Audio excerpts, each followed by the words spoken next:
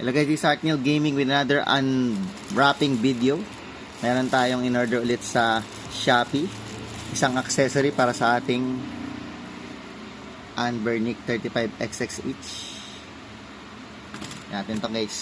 Excited na ako dito.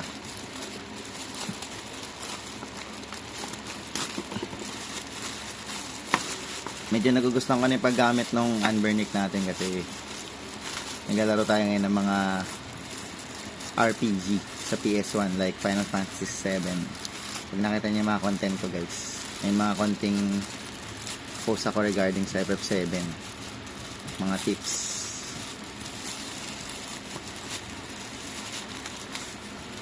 Yan guys, dalawa yung order ko guys. Yung isa lang yung accessory dyan. Ito add-on lang tong ano, na mahaba na to kasi naka-jaryo lang siya. Stiga. Cut natin guys.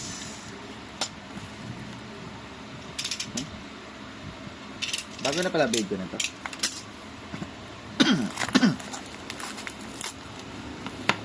Okay.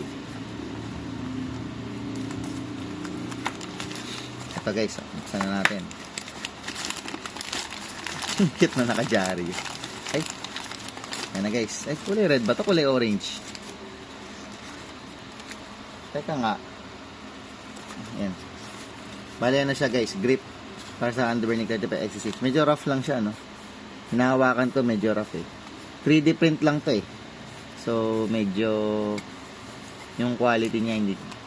Parang hindi kasing ganda ng 3D print nung nabili ko dun sa 35XX ko.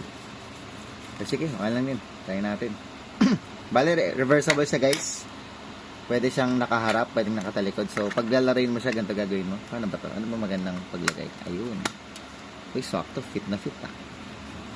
Yan. Yan siya guys. Masasagad ba? May space ah. Parang hindi sagad ah. Well, hindi naman ako kabayaran yung speaker. Ang tanong sa taas, bakit sa taas hindi ano? Hindi sagad. Ah, bangga. Ah, talagang ganyan lang talaga siya. Yan guys. Pag nakatalikod. Ba't hindi sagad? May ano, may space oh. Pero mukhang hindi na pwede kasi naka ano na eh. Nakabangga na oh. Yan. Hindi ka maglaro ganyan. May grip ka na, hindi na siya ano dudulas, saka mas madali siyang hawakan. So, dalawa purpose niyan. Hindi lang siya paharap. Sabi ko nga, reversible siya eh. Try natin pabaliktad naman. Yun lang, parang nagagasgas yung nagagasgas ba? Ay, di naman. Parang yung item ko parang nagagasgas ng konti. Yung gadget.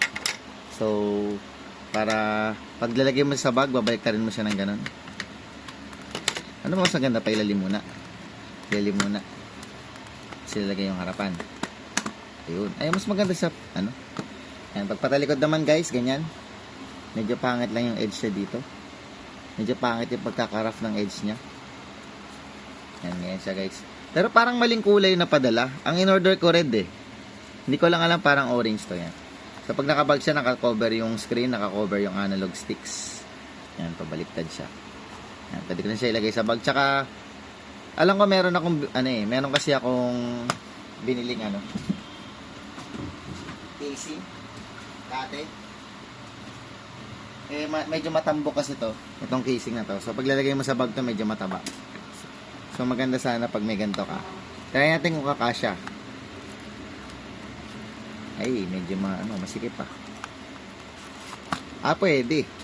Pwede pa rin guys. Pwede pa rin siya ilagay. Naka-close pa rin siya. Yan guys, yun na lang guys. Para sa akin, medyo pangit yung edges niya. So ang habol ko lang talaga dito is para sa protection niya paglalagay ko sa bag. Pwede ko naman larin tong Anbernic nang hindi gumagamit ng ano, ng grip kasi maganda naman siya. Horizontal, so hindi ako masyado nangangalay. Pero kung gusto mo ng mas magandang grip, pwede kang bumili nito. Nabili ko to sa halagang 200. Ang regular price sa 250 pesos eh. Yun. So, nakuha ko siya ng free shipping. Yan. Yan. Kahit wala naman pwede. Okay naman siya. Ito yung medyo, mas gusto ko to kasi yung Anbernic 35XX. Ayan, paharap ganyan. Yan, mas kapit siya guys. Mas kapit. Yan. Yun. Open. Hindi na ako cover ng speakers nga. Yun nga lang, comment ko lang, medyo rough yung edges niya. Tsaka itong pangit ito. Well, kung habol mo na naman is para mahawakan lang. Hindi, nakatingin ka naman sa screen, hindi naman sa ano. Tsaka parang mali yung kulay, parang orange to. So, nilagay ko lang sa review nila kung mali yung kulay. Baka dahil sa ilaw lang. Pero mukha naman siyang red din. Tingin ko mukha naman siyang red. Baka dahil sa ilaw lang. Sige guys, yun na lang. Sana nag-enjoy kayo. Di kayo sa mga gusto ng bumili ng ganitong device, Anbernic 35XSH, meron dito sa Shopee tsaka sa Lazada. 2,995 ito.